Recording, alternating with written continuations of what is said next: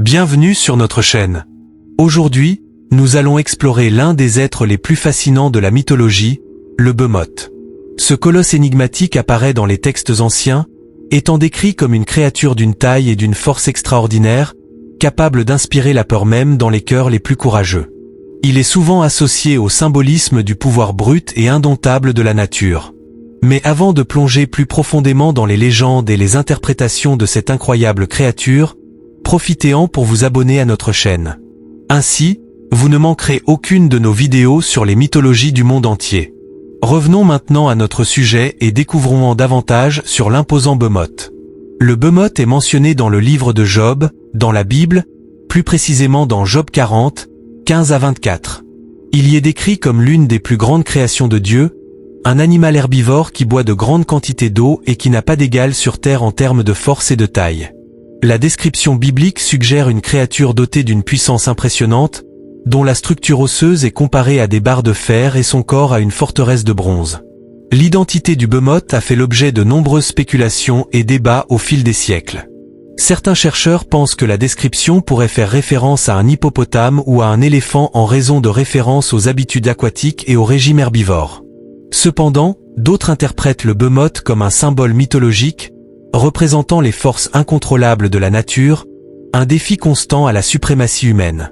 En plus des interprétations bibliques, le Behemoth apparaît également dans diverses traditions et cultures, souvent comme symbole de force brute et immuable. Dans certaines légendes juives, il est considéré comme un adversaire à affronter à la fin des temps, tandis que dans d'autres, son immense force rappelle la grandeur de la création divine. Ce qui est fascinant à propos de Behemoth, c'est la façon dont il résume la dualité entre le réel et le mythique. D'une part, nous avons la possibilité d'avoir un véritable animal, extraordinaire par sa taille et sa force.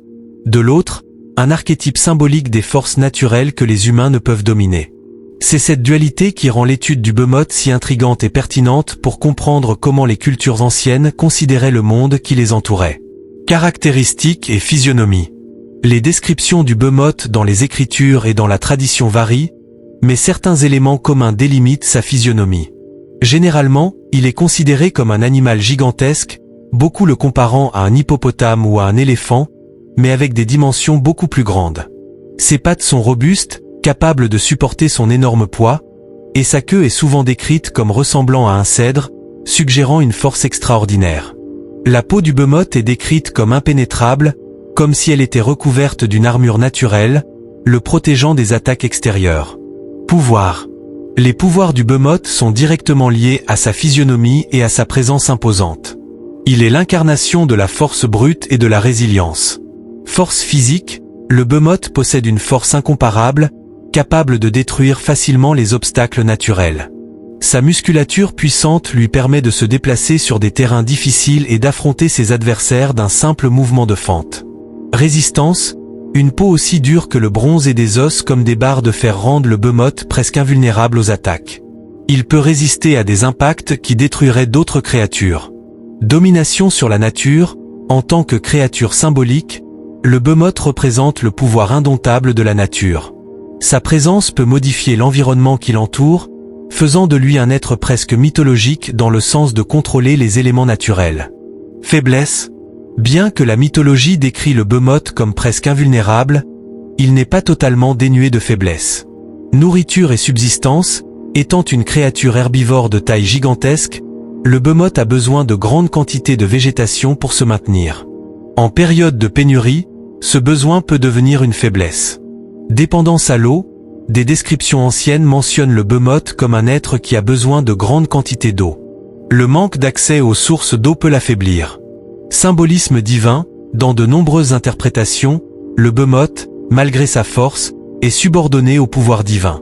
Ainsi, les forces divines ou les interventions des dieux peuvent vaincre leurs capacités naturelles. Apparition dans la culture. En plus des écritures bibliques, le Behemoth apparaît dans plusieurs autres traditions et textes. Dans certaines légendes juives, il est considéré comme une créature à affronter à la fin des temps. Dans d'autres cultures, le Behemoth est une représentation du chaos primordial, une force à respecter et à craindre. Ce qui est fascinant à propos de Behemoth, c'est la façon dont il résume la dualité entre le réel et le mythique. D'une part, nous avons la possibilité d'avoir un véritable animal, extraordinaire par sa taille et sa force. De l'autre, un archétype symbolique des forces naturelles que les humains ne peuvent dominer. C'est cette dualité qui rend l'étude du behemoth si intrigante et pertinente pour comprendre comment les cultures anciennes considéraient le monde qui les entourait. Bien que le behemoth soit décrit comme une créature presque invulnérable dotée d'une force extraordinaire, il a néanmoins ses peurs et ses vulnérabilités. Les peurs de behemoth. Pénurie de ressources. Le behemoth est un être herbivore de taille gigantesque, nécessitant de grandes quantités de végétation pour se maintenir. La pénurie alimentaire peut être une grande crainte, car votre survie dépend directement de l'abondance des ressources naturelles. Manque d'eau. Étant une créature qui consomme de grandes quantités d'eau, l'absence de source d'eau peut être une peur constante. Sa dépendance à l'eau le rend vulnérable dans les milieux secs ou lors de périodes de sécheresse prolongée. Intervention divine. Malgré sa force et sa résilience, le behemoth est soumis au pouvoir divin. Dans les textes bibliques, il est décrit comme une création de Dieu, ce qui implique que les forces divines peuvent le contrôler ou le détruire. Cette peur des puissances supérieures reflète la dualité de son existence en tant que créature terrestre et symbolique. Changements environmentaux. Des changements majeurs dans l'environnement, tels que des catastrophes naturelles ou le changement climatique, peuvent menacer l'habitat et la survie du behemoth. Symbole des forces de la nature, il craint ce qui peut altérer drastiquement son équilibre naturel. Cette perspective sur les peurs du behemoth nous rappelle que quelle que soit la puissance d'une créature, il y a toujours des forces et des circonstances qui la mettent au défi. Habitat du géant.